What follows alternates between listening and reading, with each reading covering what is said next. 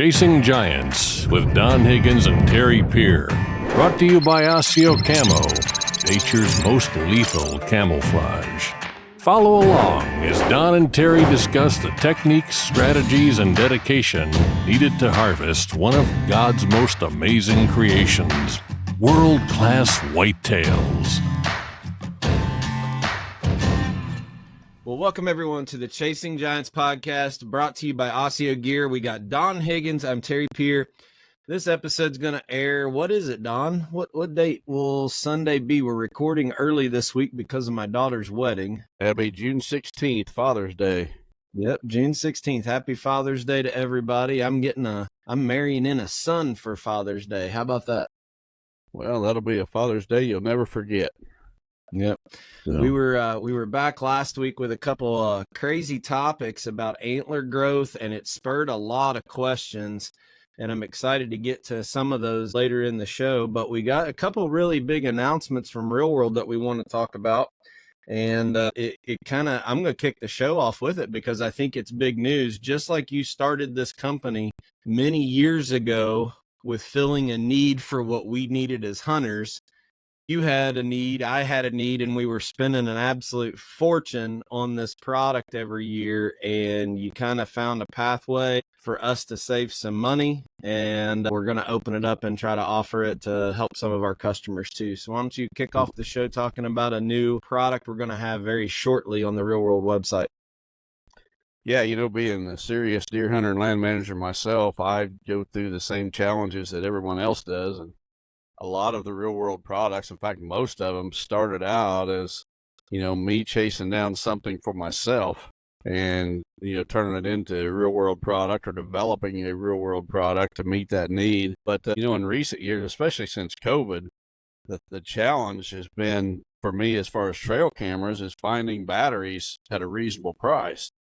And the price of Ultimate lithium batteries, that's the go-to battery for trail cameras. The price has doubled, basically. So you go put 12 batteries in a camera, and you're going to have over $30 in batteries in that camera. And you multiply that times however many cameras. A guy like me's got 50 or thereabouts. And each camera is probably on average going to go through 2 to 3 sets of batteries in a season. Well, you're talking almost $100 a camera. Mm-hmm. Take that times 50 batteries, and you're looking at a lot of money.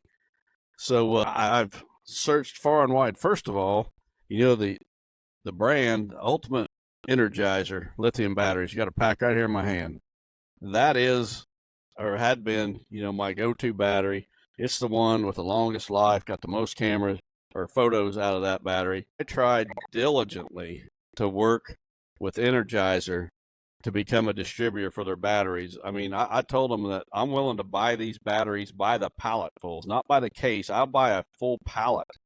You don't even break the pallet, and give me your best pricing. Well, their best pricing was actually unbelievable. This is unbelievable. It was no better than what I could go online and buy a pack of 6 or 8 or 10 or 12 batteries. Literally, for buying a whole pallet, the price per battery was about the same as going on the internet and from some random place just buying a handful. And I went back and forth for months with those folks, just trying my best to work something out with them and letting them know the opportunity that we would have to move those batteries. And it would not be one pallet. We'd probably be buying several pallets. Got nowhere with them. So what I started doing was testing other batteries to see if there was anything comparable. Well, as luck would have it, I found a battery that got as many pictures as the Ultimate Energizer battery, the Ultimate Lithium Energizers. And what I would do is I would buy these batteries, online from wherever. I'd go to the cheapest source I could find and buy these various brands of batteries, and then I would put them out and I would test them in cameras side by side. So I'd put one camera would always have the Energizer battery, and the other camera would have one of these I was testing, and I would put them one above the other on a tree or a post or whatever. And I would let those cameras, I would put like a 16 or 32 gigabyte card in it, and I would let them, I'd check them, once a month or whatever, and I would keep track of how many photos I got from each set of batteries before the batteries were totally dead. And I found a brand that was right there with Energizer Ultimate Lithium batteries. So I contacted that company and started negotiating. And Real World is going to become a dealer for those batteries.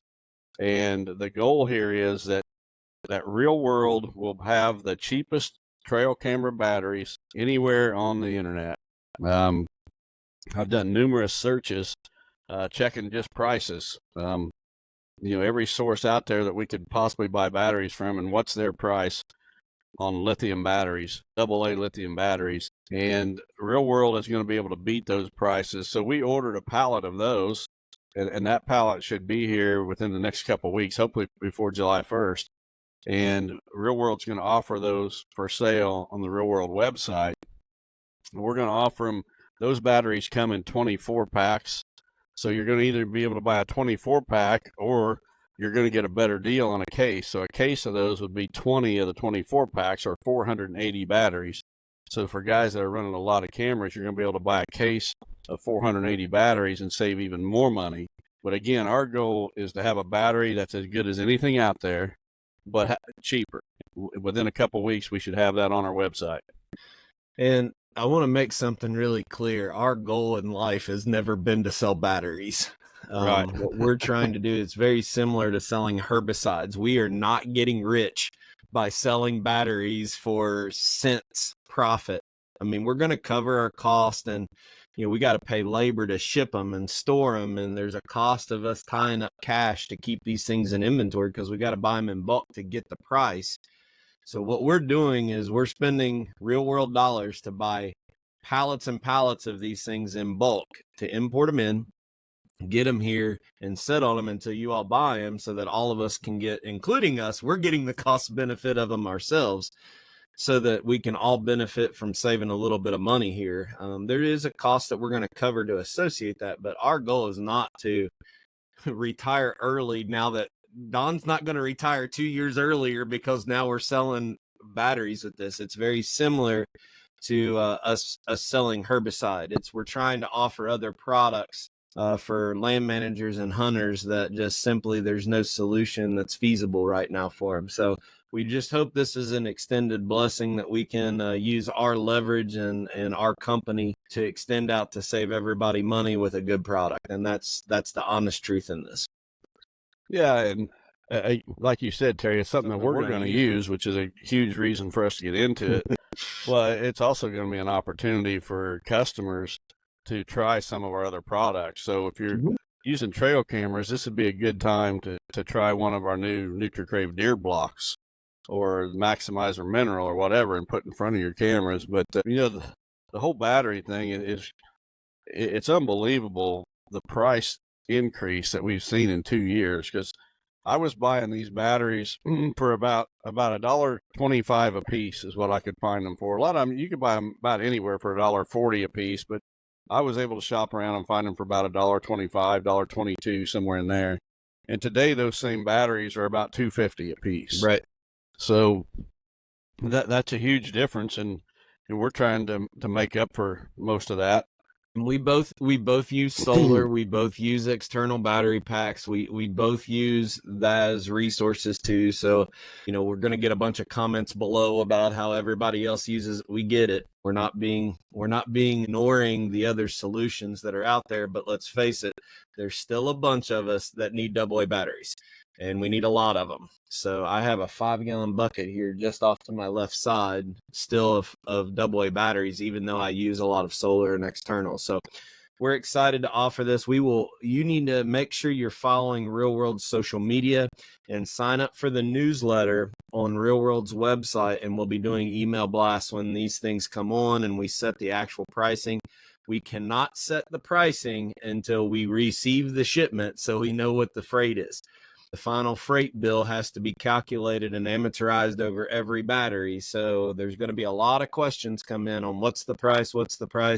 As soon as we receive the freight shipment in, we'll be able to calculate that and offer it. But we think it's going to be a very, very aggressive price for everybody. And hey, let's face it, if you're buying a bag of mineral, they can throw in a 24 pack of batteries and save you shipping when you combo up a pack of batteries with another product, whether it's mineral or even your fall food plot product. So hopefully it'll save you money. Yep. That's the goal, is to money, but have a product that can stand right there in terms of quality with anything else you could buy. Yep. Well, I want to take a quick break and listen to a spot from Osseo, and then we're going to come back and talk a little bit more about some feedback we've heard about fawns and cutting hay. It's been a really interesting dialogue with people in our community and people contacting us via social media or email about mowing hay this year in the fawns. So we'll be right back. Osseo Gear has perfected one of the most innovative camo patterns on the market. The unique camo pattern designed to mimic the feather patterns of one of North America's greatest predators, the great horned owl. Combined with intuitive features, superior comfort, and ultra high quality fabrics give bow hunters the ultimate advantage. Osseo has outfitted over 10,000 bow hunters across the country with over 1,000 5-star reviews. Visit asiogear.com to check it out for yourself. Use code CHASINGGIANTS for 15% off. All right. Well, thanks to everybody, the folks at Osseo, for supporting the podcast. Make sure you check out their Father's Day sales. They're all over social media. Don and I will both share them on our social media.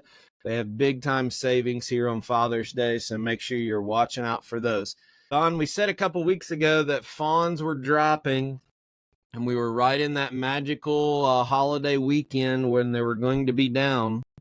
But all of this rain has not only just boomed the first cutting of hay, but it also delayed the first cutting of hay a couple weeks in some parts of the country. I know here in Kentucky, that's the way it is.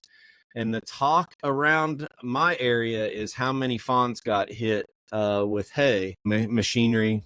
And I think there's two big factors in that. Number one, how thick the hay was. You said that you heard some feedback on that. But number two, we were actually mowing a couple weeks late, and just that short delay. And when we mowed that hay, how many fawns were in the field when they actually cut? Yeah, and we could also take this conversation to the wheat harvest, because the wheat harvest is actually about 2 weeks early in our area. It typically happens around July 1st. Sometimes it might be 2 or 3 days before that, but they're already cutting wheat in my area. And we're a full 2 weeks plus ahead of schedule. And that was because of this early spring weather, the wet and warm weather that we had that got that wheat growing. That's we talked about last week. I think it was the growing conditions for antlers, and it's affected more than just antlers. It's affected the hay harvest, as you mentioned, as well as the wheat harvest, and it's brought them closer together, so that hay harvest is usually, in mid, third week of May around here for the most part, and now we're into June. Everything got delayed because of the wet weather, and there's just a whole lot more fawns on the ground while these guys are cutting hay. Talked to a neighbor a couple days ago, and he was telling me that their hay was so heavy that they got twice as many bales from their first cutting as what they typically get. He said they've got all they need from their first cutting, and that typically does not happen. In fact, I'm not sure it's ever happened. But, between the hay being thicker, being cut later, the wheat harvest being earlier, all those fawns are young. See, if you wait till July 1st to cut that wheat, and they always get some with the wheat harvest anyway, but most of those fawns, by July 1st, they're big enough to get out of the way.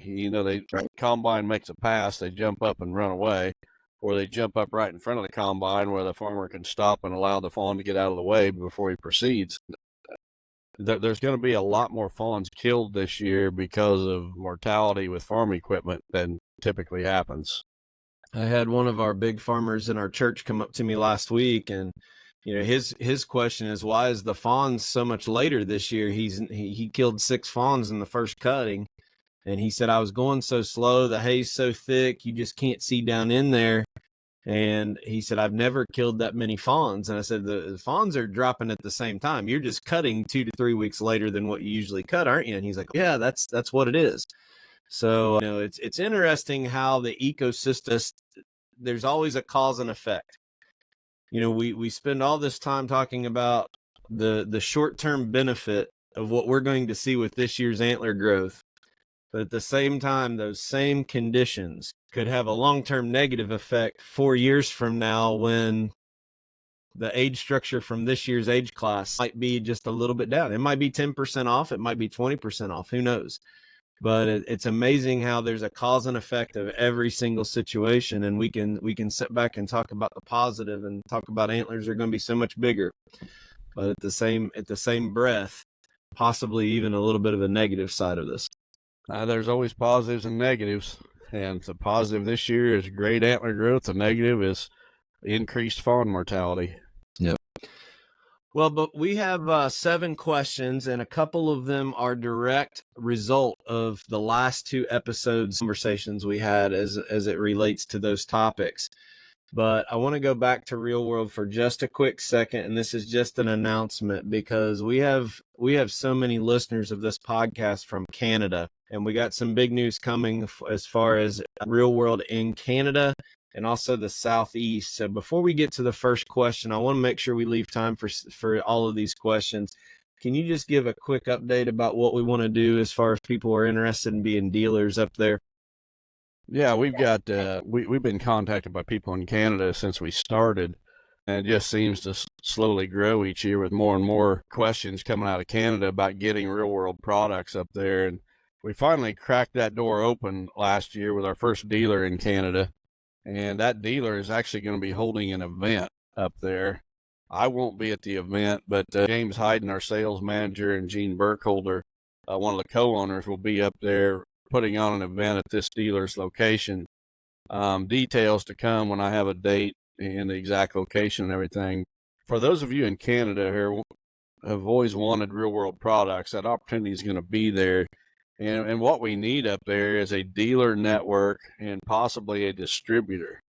And this meeting or the day ahead of or behind this meeting would be a great time for you to meet with the real world team in person and discuss the potential of becoming a dealer in Canada or possibly a distributor if the fit is right and the location is right. So be looking for that. Larry and I will announce that. We'll also put it out on our social media ahead of that event. But making inroads into Canada, and excited about that. And then this past week, Dwayne Hopkins, Gene, and James and I, we all traveled down south to meet with a company down there. The market down there is a little bit different than the Midwest. There's a much stronger influx of fall planted plots than there is spring planted in the South. A lot more baiting done in southern states than in the Midwest. So we've got some dealers in the South. You know, we've got lots of open territory where we could use a lot more dealers in the South. And if the right fit comes along, we'd also, entertain the potentially having another distributor in the South that takes product in by the truckloads and distributes it to our southern dealers. So anyone down there that has interest in that, just reach out to us. Yeah, we believe that although the southern market is a little bit different, we do believe that we have a very competitive product for down there. But there's a lot of different factors that the South has to deal with than what we have in the Midwest and even up north. And the biggest one is the droughts. They're so dry in the spring that a lot of them focus on the fall. So, and then they're hunting much later into the year than typically what we do. We hunt late, but we're considered late season. So a little bit different approach, and we'll continue to evolve the product as we see fit. But a lot of opportunity for people, and we hope that if you're interested, you'll reach out to us through the website or via email. We'll make sure you're connected to the right people. So, Don, with that, if it's okay, let's get on to the first question of the episode, and you can read that one off for everybody. Alrighty. This one comes from Trevor Hagan from Kokomo, Indiana. It says, Don, I recently came across an unopened bag of Deadly Dozen from the fall of 2021 in my garage that didn't get used that season. The garage is climate controlled year-round at 68 degrees. If that makes a difference. I'm wondering if the germination rate wouldn't be as good because of the age of the seed, or if I should just buy new. Thanks for all the useful information. Well, Trevor, I picked your question because this is one we get a lot. People want to know about leftover seed. I've got this seed I've had left. To be honest, each species of seed is a little bit different. Let's look at corn and soybeans, for example. Soybeans is a very volatile seed that can lose a lot of germination from one year to the next. Corn, on the other hand, can keep for several years. Now, the key for corn, though, is you need to keep it cool, even refrigerated. So every year when I'm done planting my corn, I empty out my seed boxes back into a bag, and then I put that bag in a refrigerator in my shed, and that's where it stays. And then the next year, I use that along with some new fresh seed and mix it together, and it works fantastic. How you store that seed is absolutely critical. Seed needs to be stored in a cool, dry place, not froze for the most part. Now, switchgrass is one exception that you could freeze, but every seed's a little different. Switchgrass, that you can freeze it, and it's going to lose very, very little germ from year to year. I mean, I'd be surprised if it loses 1 or 2% germination from year to year. So you could take 5-year-old seed and you might lose 10% germination maybe. And if you was at 98 to start with, you're only at 88, you still got a lot of good seed in there. Typically with leftover seed, what I do is I usually don't have enough left to plant my plots, but I'll mix it with fresh seed and kind of balance out that germination rate. But storage is everything. It's got to be kept cool. It's got to be kept dry. A basement's a good place to store most seed. There's some moisture down there. You want it dry, but you don't want it where there's absolutely no humidity whatsoever and totally dries out the seed. But if you could store it in a plastic tote to keep the mice out of it in your basement, that would be a great place to keep it. Corn could use some cooler temperatures, or refrigerated storage for corn would be good. Switchgrass you can throw in your freezer or refrigerator and be good. But it's all about the storage, and it's all about the seed species. Some of it's I think he mentioned deadly dozens. There's 12 different seed blends in there. Some of those seeds you're going to lose absolutely almost no germination, the things like the clovers and whatever. And some of it you're going to lose a little bit more. So, I'd still use it. But at 2021, that seed's going to be 3 years old when you plant it this fall. I would buy some fresh deadly dozen, and I'd mix it all together and plant it that way. The problem with blending fall products like Deadly Dozen is you think, well, I'm going to drop in germination, so I'm going to plant it thicker. Well, then some plants, maybe like a purple top turnip, might not drop in germination, and it might still be the same as what it was at the beginning, and then you plant it too thick, and then it doesn't do good. So in this case, with a Deadly Dozen, like Don said, I would blend it and mix it, and then plant it at the standard rate. With anything with brassicas, never go planting it thick. You're going to end up with it planted too close if it does all germinate. But the thing that's going to drop the fastest probably with Deadly Dozen is going to be those winter peas. They're very similar to a soybean. They're probably going to drop in germ. Cereal grains are probably a little bit more stable than that. But yeah, I mean, if we don't answer this question, I don't know, 5-6 times a week at least. Yeah. So it's a very common question.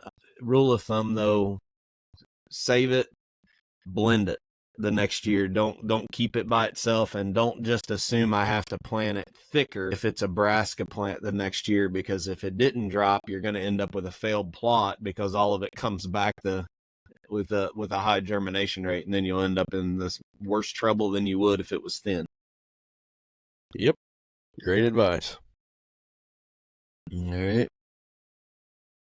While we're waiting on the next one to pop up, I want to shout out to my buddy Boyd from Missouri. Boyd was over in my area a couple weeks ago. I forgot to mention that last week. Stopped in to see me. He was here for some event in my area and with his family, and they stopped in, but sent him home with a hat and a Chasing Giants t-shirt. So anybody that follows me on social media got to see a picture of Boyd and I.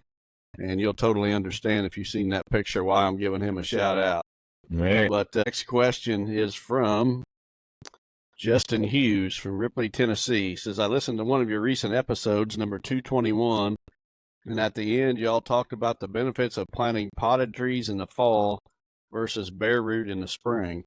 Don talked about the cedar trees that he planted on a property and then had to dig back up. Everywhere on social media and YouTube, I hear of guys cutting down cedars to improve habitat. So I'm just curious as to why you would plant some when it seems the entire industry is anti-cedar. Excuse my ignorance, but when I heard Don say he planted cedars, my eyebrows shot up, as that was the first time I've heard of anyone in the hunting industry planting cedars as opposed to cutting them all down. Thank you guys for everything you do, and happy Father's Day. Well, Justin, I've planted cedars for years, as have a lot of other land managers. It all comes down to the region of the country you're in. You get into a region where cedars grow like weeds. Like me.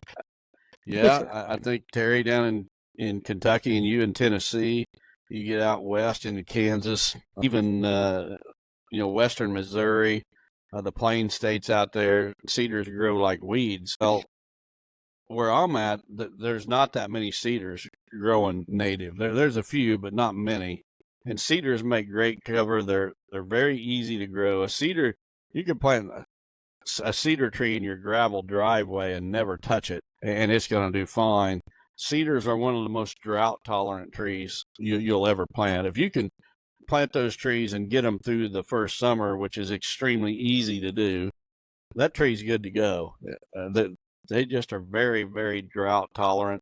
They're very tolerant of poor soils. If you got an area with extremely poor soils that you want to create some cover in, you can't hardly get anything to grow there very well, put cedars there. I promise you, cedars will grow where nothing else will grow. They'll grow in the cracks of rocks, and that makes them attractive. Now, I'll be the first to admit there's regions of the country where the last thing you're going to plant is a red cedar. But you get into some of the areas of the Midwest, like where I'm at, where you got some rich soils, those cedars will absolutely grow there, but they don't reproduce here very well, and that's kind of surprising to me. So I've got hundreds of cedars on my farm today, but I can think of only one cedar tree on my whole property that I did not plant. It was one that was growing in a fence row that I'm guessing the birds crapped out a seed there, and that's why it's there. It's right in a fence. But cedar, correct me if I'm wrong though, Don, cedars are great bedding cover and structure, especially, like a thermal break. But the problem with it is the cedars overtake a hillside. They choke out everything underneath of it. And then the cedar starts dying, the bottom, say 2 feet and 3 feet, then it's worthless to anything. And you end up with just this green blob up in the air with the bottom half of it dead. And then it does nothing for any wildlife, and you're better off cutting it and leaving it on the ground. But through that first cycle of that, before it takes over the hillside, it's fantastic cover. Well, what happens is those cedar trees, where in a region where they do really well, is they reproduce really well. And so those trees will have the little berries on them, and the birds eat the berries and crap them out everywhere. Next thing you know, you got a cedar thicket. And I actually years ago tried to create a cedar thicket on my place just by collecting that seed and spreading it. Well, that seed has to go through a stratification process, and I did not realize that when I did that. I collected a whole 5-gallon bucket of that seed, and then I went all over my property just throwing that seed out here and there, hoping to start a bunch of cedars. And you know how many cedars I got from that effort? 0. Not a single cedar tree. And what I found out later is that cedar seed has a seed coating on it that it has to be removed. In a nursery, they'll put that seed in an acid solution and eat that seed coating away. But also, if that seed would pass through an animal's digestive system, like a bird, the enzymes in that animal's digestive system will eat that seed coating away. Then the bird craps out the seed and it's good to go. It grows. But you get in an area where cedars grow naturally, and they just spread like wildfire and take over, and they become basically a habitat desert where there's, just like you described, Terry, there's absolutely nothing down there at ground level, no vegetation whatsoever, just dead cedar limbs, and that's terrible. But in much of the Midwest, and as a kind of a testimony to what I'm saying, Jay Gingrich at Gingrich Tree Farm grows thousands of potted cedars every year, several thousand, and sells out every year to habitat managers. So I'm not the only guy out there planting cedars. They make great cover, and there's a lot of people doing it. And actually, he's not the only nursery doing that. There's some other nurseries here in the Midwest that grow and sell cedar trees. And a potted cedar tree is a very difficult tree to find. If you don't believe it, just ask some of these nurseries, because even the ones that grow them sell out. They've got a waiting list of people wanting to buy them. So the cedar has its place, but it's very region specific. I think you need to produce a video about you going around and eating cedar berries and then taking a code brown across the hillside of your farm. Have the whole industry copying you, and then spreading that as the latest habitat craze is outdoor dookies for cedars or something like that. Well, I never took it that far. But one thing I did do was collect some cedar seed, as I just described.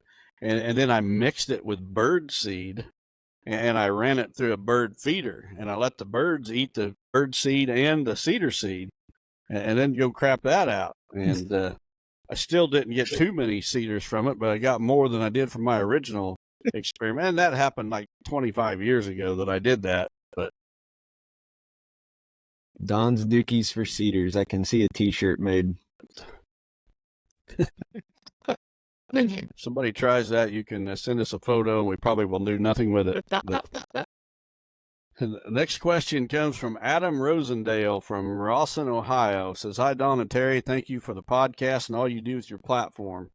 I pray God continues to bless and guide you. Don, I was wondering if you had an update on your possible trail camera manufacturing partnership. I'm so tired of all the garbage cameras out there, and I'm really looking forward to this. I hope it's still a go. Thank you." Well, Adam, I've not gotten an update from the gentleman who was considering this. I assume he still is. I know his business is doing very well, his current business, and he's pressed for time. The last I did talk to him, he had not had time to devote to this project. I mean, it's just in its beginning stages. So I get this question every week as well, and that's why I wanted to put it out there for everyone to hear, because I answer this multiple times a week. Technically not a partnership. It's just a friend of ours that's doing it. It's not a partnership whatsoever. I have no ownership. It's just a client of mine. We have many friends in the trail camera business, and we test and give feedback for all kinds of cameras. We've done that for years. There's a lot of good people in this industry, and I'm sure that we will do the same for this gentleman, and you will give feedback back to it if there's ever a prototype or whatever. But this is not a business extension of the Chasing Giants or Higgins Outdoors brand. No, not at all. One thing this whole situation has made very clear to me, though, is there is a market for top-end cameras. High-end cameras. We've talked about the race to the bottom, where these camera companies are trying to get cheaper and cheaper cameras, basically to sell more of them. And when they do that, the components are cheaper and cheaper. They may work for a season, but it's not a multi-season camera. With all the feedback I've got from that one social media post, I made one social media post about this last winter when I was at this facility, and to this day, I get multiple requests every week for people wanting to know where this project stands, because they want to buy some of these cameras. They're tired of the junk that's out there. So if there's a camera company out there listening, I'm telling you guys, there is a market for the top-end stuff. Yeah. There's a lot of people that are not going to buy them. They're going to buy the cheap $55 cameras. But there are guys out there that want a good, reliable camera that are willing to pay for it. Yep. All right. Let's go to the next question. I like this question. I'm excited to hear what you got to say about this one. This one comes from Mike Wamhoff from Waunakee, Wisconsin. It says, "Don and Terry, really enjoy the podcast. Keep up the great work. My question is about the placement of maximizer mineral. Wondering your thoughts on whether you think placing mineral in the same spots year after year conditions predators like coyotes and bobcats to focus on those areas as a food source. If so, what could you guys do different? Or what could guys do different?" Well, I never give that much thought, Mike, and I'm not sure that, there's much reason to be concerned about creating a location for predators to key in on. It would be no different than a water hole the deer use or whatever. I think there's much predator activity in an area, the deer are going to be on top of it, and they're going to recognize it. I think, you see it all the time in these African videos when an animal comes into the water hole, it's super nervous, hyper nervous. And I think if predators become an issue, it's going to be the same way with white-tailed deer at a mineral lick. They're going to become hyper alert when they're visiting that area. I would continue to use the same mineral spots year after year and not give much thought to the whole predator situation, because, really, I don't think that coyotes and bobcats kill that many adult deer anyway. And I'm sure they're going to get a few, the sick, the injured, the whatever, but they're going to kill very few adult deer. Now, they're going to kill every fawn they get the opportunity to, but the adult deer, I don't think they're that much of a threat. I have no data to back this up, but this is just a gut feeling. God's creation is so complex that we talk about, like Bobby Worthington talks about teaching woodsmanship, right? The instinct of a predator for survival is to learn how to hunt. We learn how to hunt as a hobby, sport, and activity. That they learn how to hunt to survive. And they're going to find ways to hunt, and whether it's a bobcat's version of a pinch point, or they're going to find that no matter what the situation is, because that's how they survive and how they get their food from every day and provide for their cubs and, their babies. So I just, whether you do that or not, I think you're overcomplicating something that is far beyond anything we could ever do because of how God created this world and how predators are designed to survive and hunt for, their existence from day to day. Yeah, I think sometimes we can overthink things. It's not necessarily a bad thing that, guys are really thinking deep about various subjects related to their land management. But in this case, I don't think it's warranted that we need to worry about moving our mineral, because if we moved it, I think the predators would be on top of that within days anyway. They're going to adapt. They'll adapt a lot quicker than we do. So I don't think you gain anything by moving your mineral sites. Yep. All right. Well, I saw this question come on when it came in through the email, and I was wondering if you were going to pick it, but it doesn't surprise me that you did. Yeah, this one comes from Brett Petty from Muncie, Indiana. It says, considering the excellent antler growing season we are having this year, do you at all regret shooting Babe? If you would have let him go, do you think he'd score over 200 this year?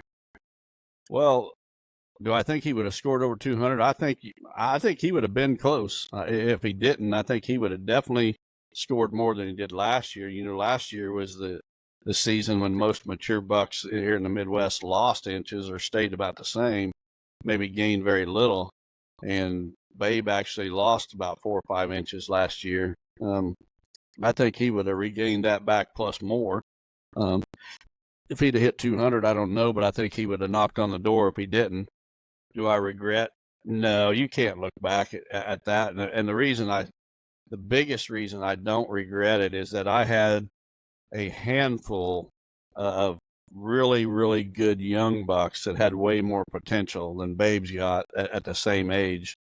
And if Babe would have been here, I'm afraid some of those bucks, wouldn't have stayed around. They would have wandered looking for new territory or whatever and got killed. As it is, we got Babe killed, was it October 22nd, 24th, whatever. I think it was 24th. And then the other mature buck that I wanted to get out of the herd, we shot on November 1st. And then basically every one of those young bucks with lots of potential that I wanted to live, every single one of them survived.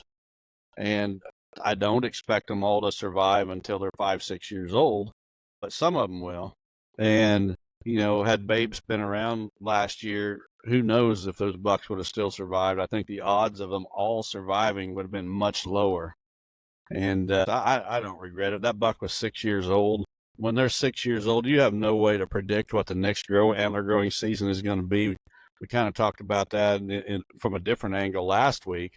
No, I don't regret it whatsoever, and I do think that he would have knocked on the door of 200. I don't know that he would have made it, but I would say that he would have been within probably a few inches.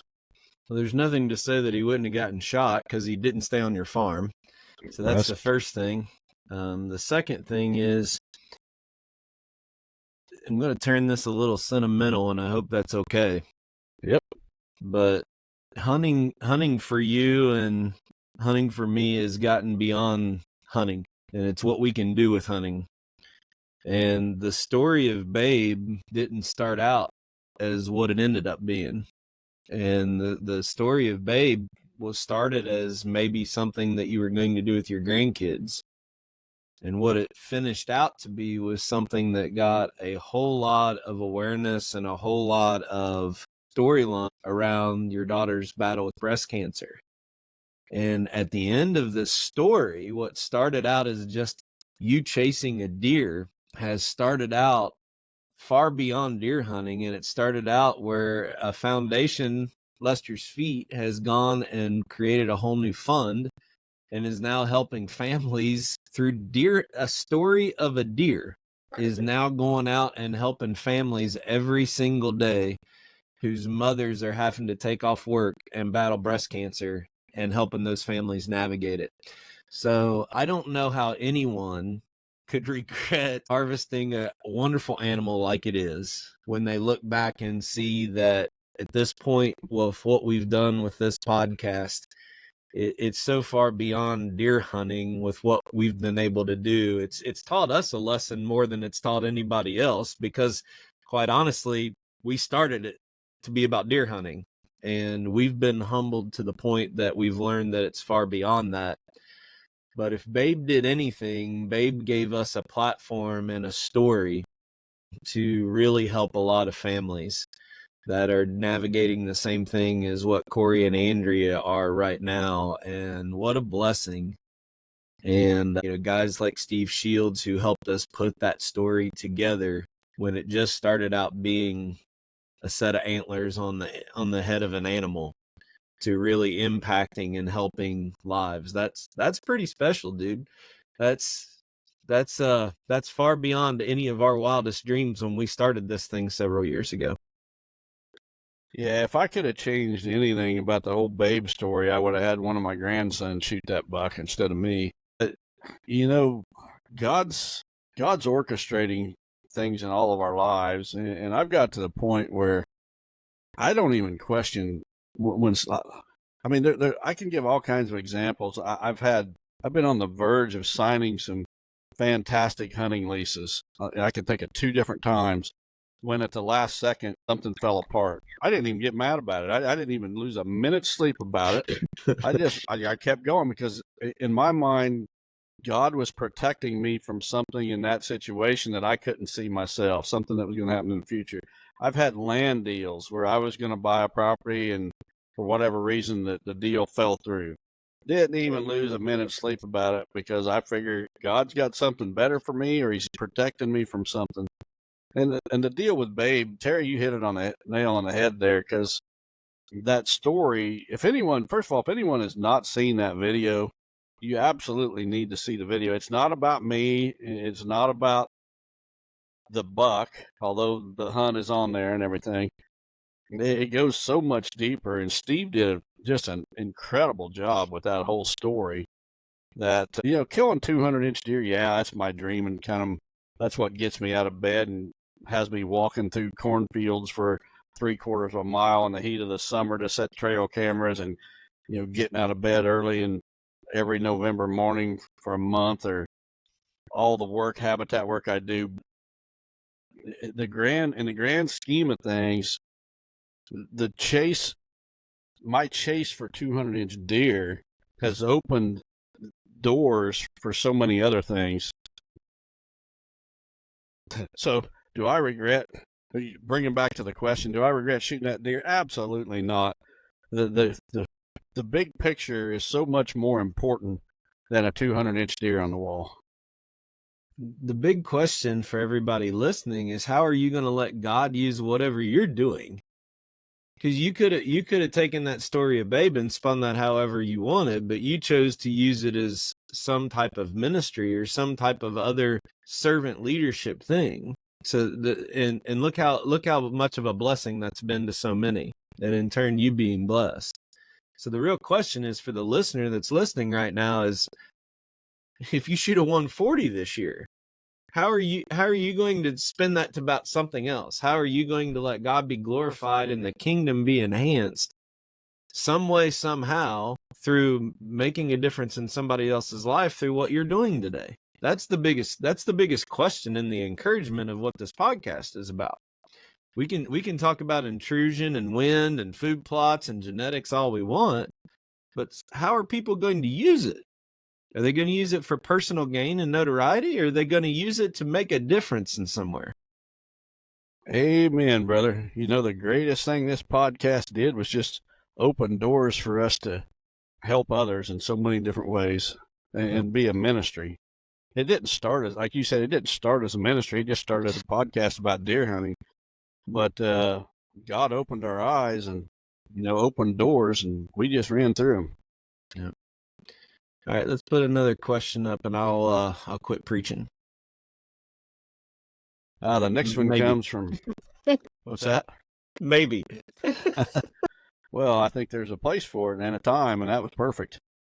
Russell Hilliard from Keens, Illinois says, I know that you believe in waiting until 4th of July weekend for putting up trail cameras, and I always follow the same rule. However, this year, being the crops are behind in my area, and I can get my cameras by driving side by side all the way to where I want to hang them instead of walking half mile into the edges.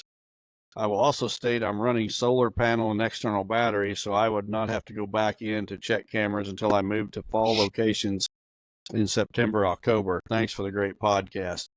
Well, Russell, you make a great point. It's the same here in my area. The crops are a little bit behind typical, and it's a whole lot easier today. I could jump on my Quiet Cat bike, and I could ride between the corn rows or the soybean rows, and I could get back and put trail cameras into places that after the 1st of July, I'm going to have to walk through these corn and bean fields to get to.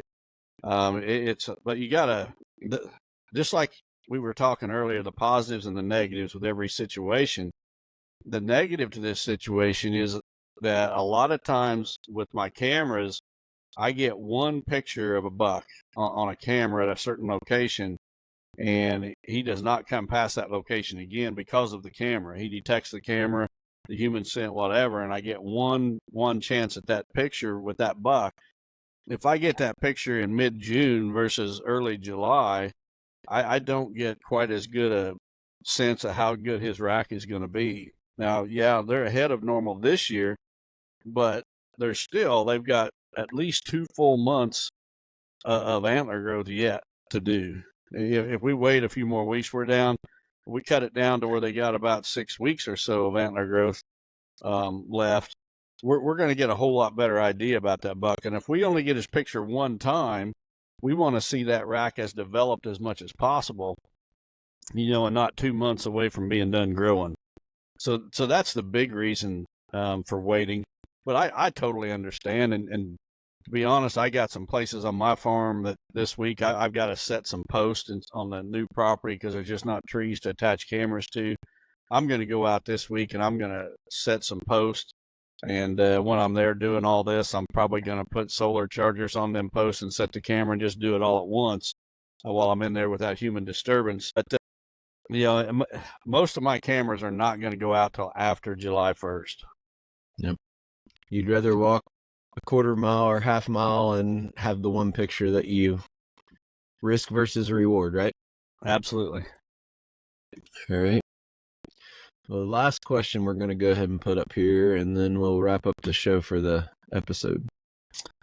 This one comes from Brandon Pearson from Motley, Minnesota.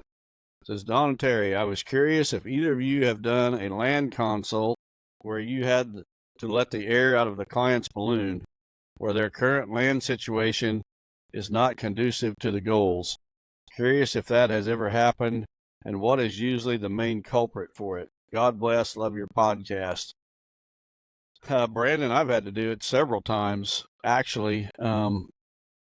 The culprit typically is one of two things, either poor layout on the property or too many hunters on the property. So, the property just doesn't lay out in such a way that we can create some good pinch points and travel patterns that the hunter can take advantage of. Maybe it's too much hunting pressure around the property, right on the border. Maybe the property is too small for the goals. And the other big one is too many hunters. I mean, there are properties that I will consult on. I'll think this is a 1 hunter property. No, there should not be more than 1 hunter on this property. And it'll be a family of, a father and 3 sons and an uncle and 3 cousins. And they're all trying to hunt this property that really sets up for about 1 person. And so when you bring all these extra people, let's say you got 4 people that regularly hunt a property, and sometimes they're all there at the same time. Well, that means you need 4 stands for every possible wind direction. They all have to have good access as well. And that can be absolutely impossible. Now, you might be able to do it with some wind directions, but you're not going to be able to do it with every wind direction on any property. So that's the big thing. And, I guess also to kind of tie into this is the reaction from the clients. And most of the time, the client is absolutely grateful when you're brutally honest with them. They'll say, that's exactly the kind of information I wanted to get. Do you think I need to sell this property and look for another one? And we've talked about this in the past. Wes Delks brought it to my attention a year or 2 ago. We were talking about repeat clients, going back to the same client, looking at more properties as they acquire new properties. And Wes said, when we go back to when he would go back to a repeat client to look at another property, the follow-up properties are always significantly better than the original property. Mm-hmm. You meet with that client on the original property. You explain why he's never going to achieve his goals on that property. He understands, and then he goes out and he finds a property that he can achieve his goals, has us come back, and we set up a plan where, he can achieve whatever it is he's trying to achieve. So occasionally you'll get somebody that does not take it so well, but, they pay you to be honest. They don't pay you to tell them what they want to hear. They're paying you to give them the best advice possible. And sometimes that best advice possible is not easy advice to swallow. I'm in a little bit different position because I'd only take a very select few every year. And it's not my, my only income or my means of living every year. I just enjoy it.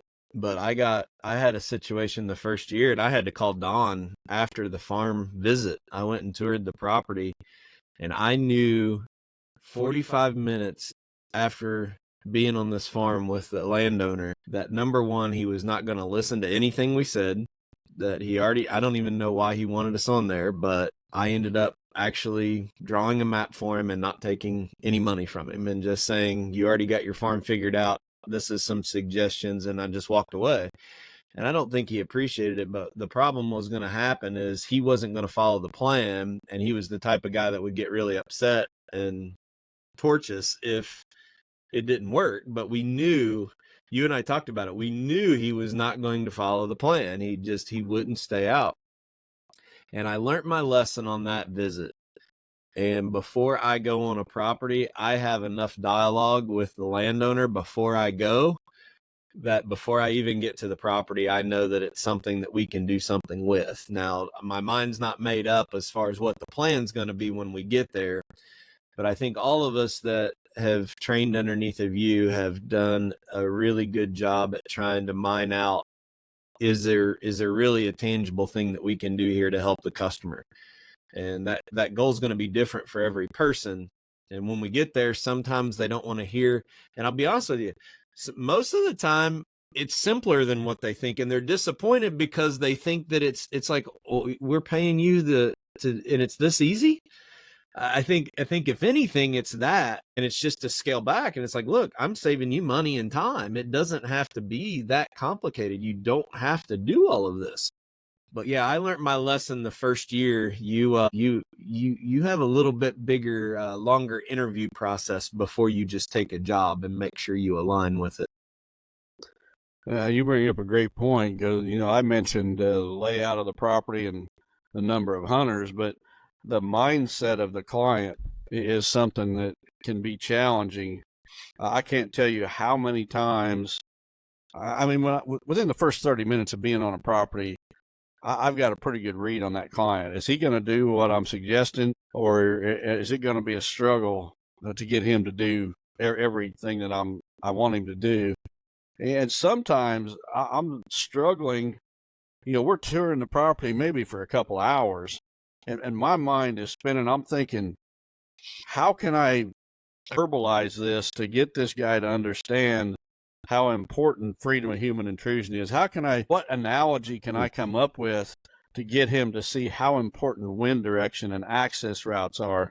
How can I get this guy to forget some of the garbage that he's seen on the internet? And usually it's analogies. I've got to come up with an analogy to compare and to get him to see. And to be honest, there's a certain percentage of the time where I leave a property and I know this guy just wasted his money.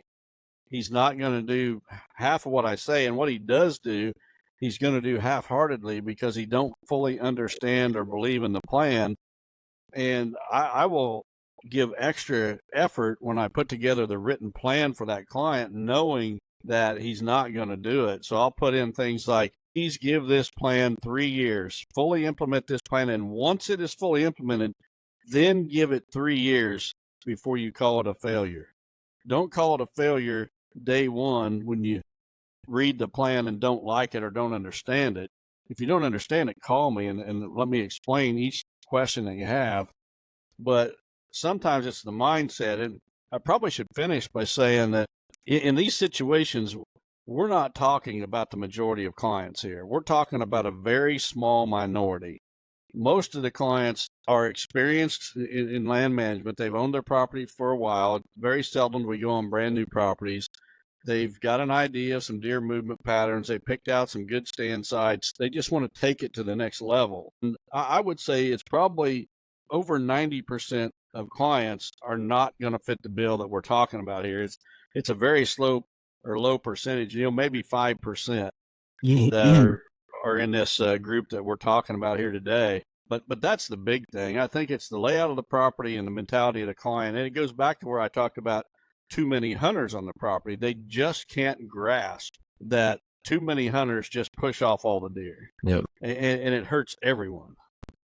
I can really, you can take, and of course, people have to understand, I don't do many of these. I mean, you're talking a handful of jobs that I do every year. I can put 95% of them in two categories. Number one, I have several people that I work with that buy farms and turn them into turnkey properties and sell them as hunting properties, and they want a Higgins outdoor plan to go with them as a marketable asset to that property. I work with a couple people that do that.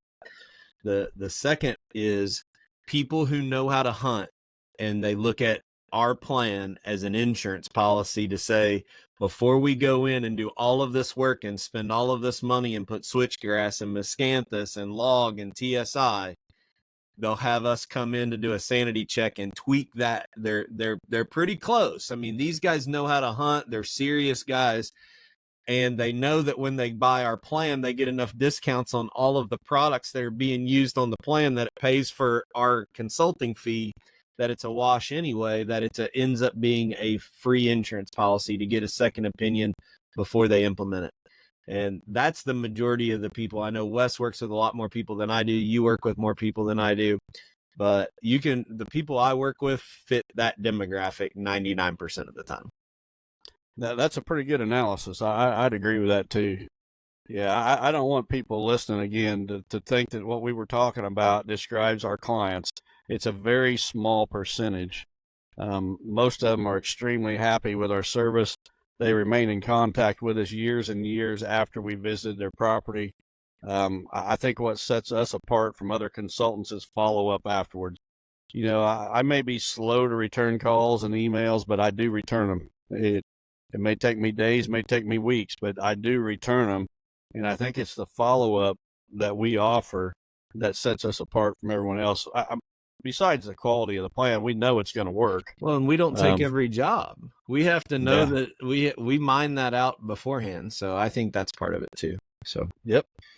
all right. Well, thanks for the prayers for everybody. Our family's got big news. We accepted the opportunity to acquire a sizable company this last week and are starting the process of that acquisition. So starting Monday, June 17th, I am back working full time with a company, and then several weeks later, we'll sign some paperwork and actually own a company, but it's going to be back tied to the manufacturing and machine tool industry. So I will give more details of that as time goes on. But I really appreciate the prayers through this journey.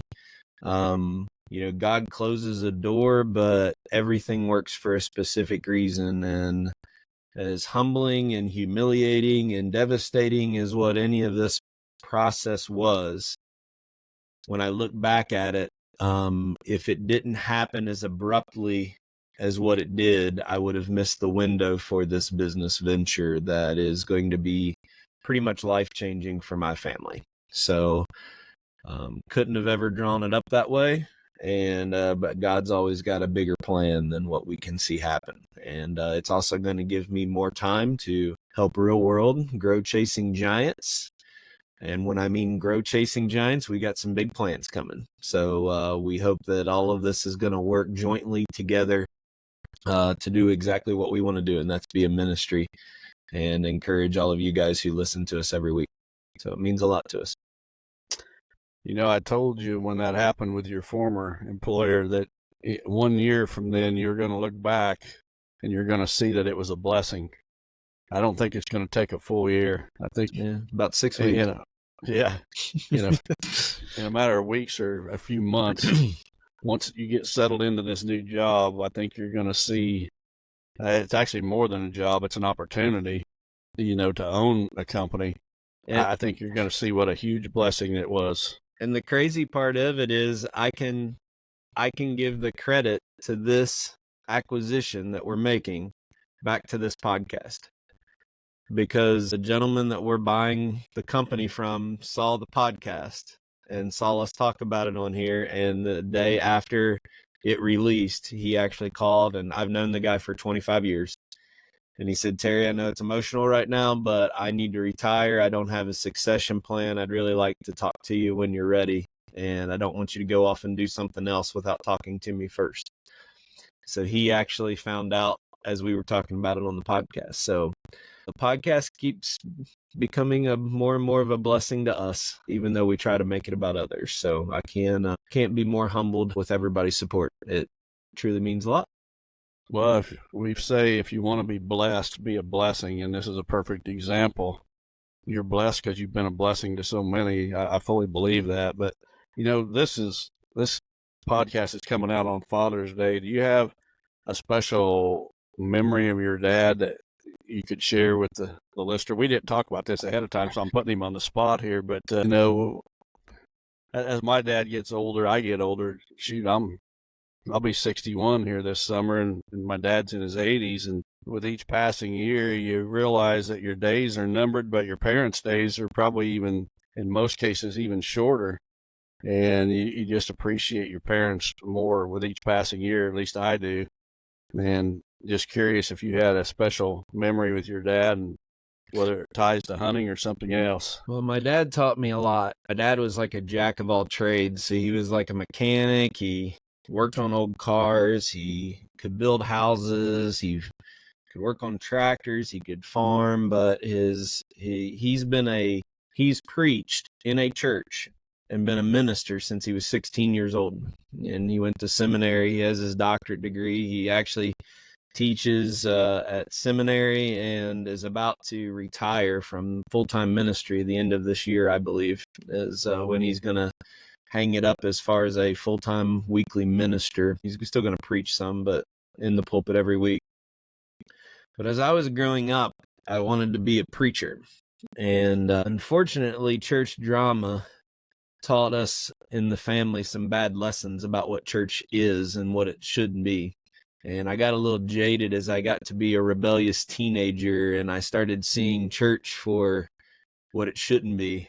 and I got jaded against church, and my relationship with God probably got a little bit off track. I never did anything stupid, but I got pretty I always looked at church as my dad's employer, not as going to where I needed to go to, refresh my relationship with Jesus every week.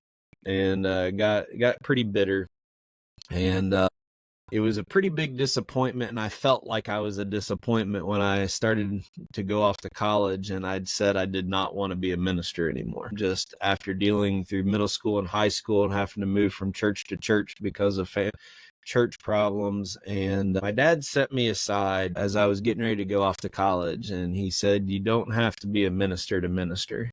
He said, "Whatever you decide to go do, you can still be a disciple." And it took me quite a few years to really understand that. And as I started to get into coaching and started to really understand what servant leadership was about through my professional career, and then this being an extension of it, that's probably the biggest lesson he taught me. If we rely solely on preachers, ministers, pastors to share the word of Jesus, this world's never going to put a dent in being saved.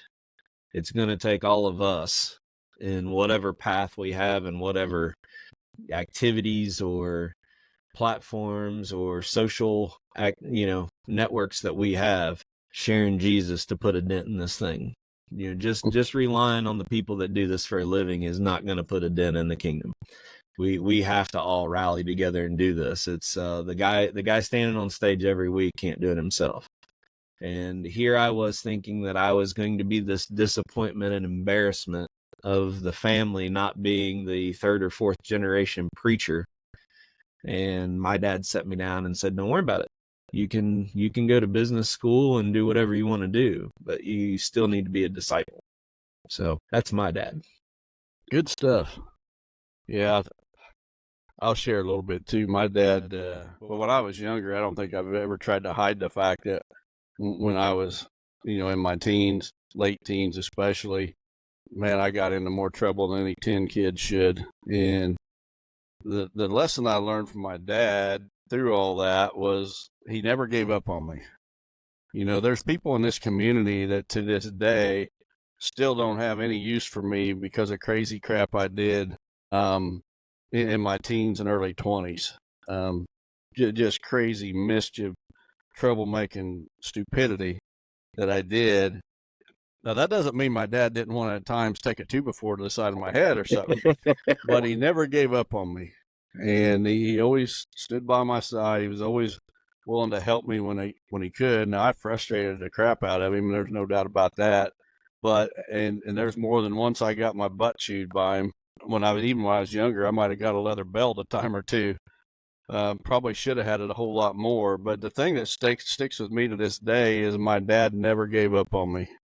And it's just like our Heavenly Father never gives up on us. You can wait till you're on your deathbed to reach out to Jesus, and he's still there. But that's the thing I remember about my dad as much as anything. And, I still cherish every day that he's still here. But he never gave up on me. And hopefully today he's proud of me. I hope so too.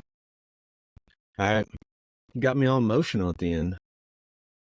Well, it's Father's Day, and you're going to be real emotional for this weekend's over. Tomorrow you marry your daughter. Did you break down crying when you had to do your speech? No, not with the speech so much, but it was just when you see your daughter in the wedding gown for the first time. Yeah. And you're proud of them for the young ladies that they are, and it gets to you. I mean, yeah. You see this young lady and she's a part of you, and she's carrying the values that you instilled in her. You see that you didn't waste your effort. Your efforts weren't wasted when she was little, because the values, the seeds you planted years ago are starting to grow, and she's going to impact the next generation because of you. It'll hit you pretty hard when you see her in that wedding dress for the first time tomorrow. It's going to hit you. You better have your handkerchief ready. Yep. I can't decide what I'm going to do when I'm walking her down the aisle. I might reach in my back behind my coat and pull out a Glock and hand it to my future son-in-law and officially patch the torch that says protecting her is your. But yeah, pulling a firearm out in the middle of the wedding probably isn't a good idea. So everybody will have to wait till next week to see if I do that or not. You need the video, whatever you do, so the rest of us can appreciate it. But if you break out into a break dance or something, we want to see that for sure. My back will not allow that to happen, so I think everybody's safe with that. So, well, I certainly wish your family a joyous wedding day tomorrow, especially your daughter, but all of you really. And I wish I could be there. In fact, I'd planned to be there and then didn't realize I had a conflict, something that we'd already planned here at our house for the same day, actually, until a couple of weeks ago we realized that. But anyway, wish you and your family the very best, especially your daughter and your new son-in-law.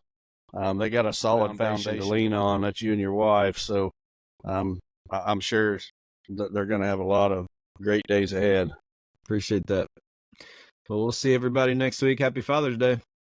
God bless everyone. Have a great week. Chasing Giants has been brought to you by Osseo Camo, Via Farm Real Estate Company, 360 Hunting Blinds, Victory Chevrolet, Real World Wildlife Products, Matthews Archery, Novix Tree Stands, Gingerich Tree Farm, WildlifeFarming.com, Quiet Cat, and Vortex Optics. Thanks for listening, and tune in next week for another episode of Chasing Giants.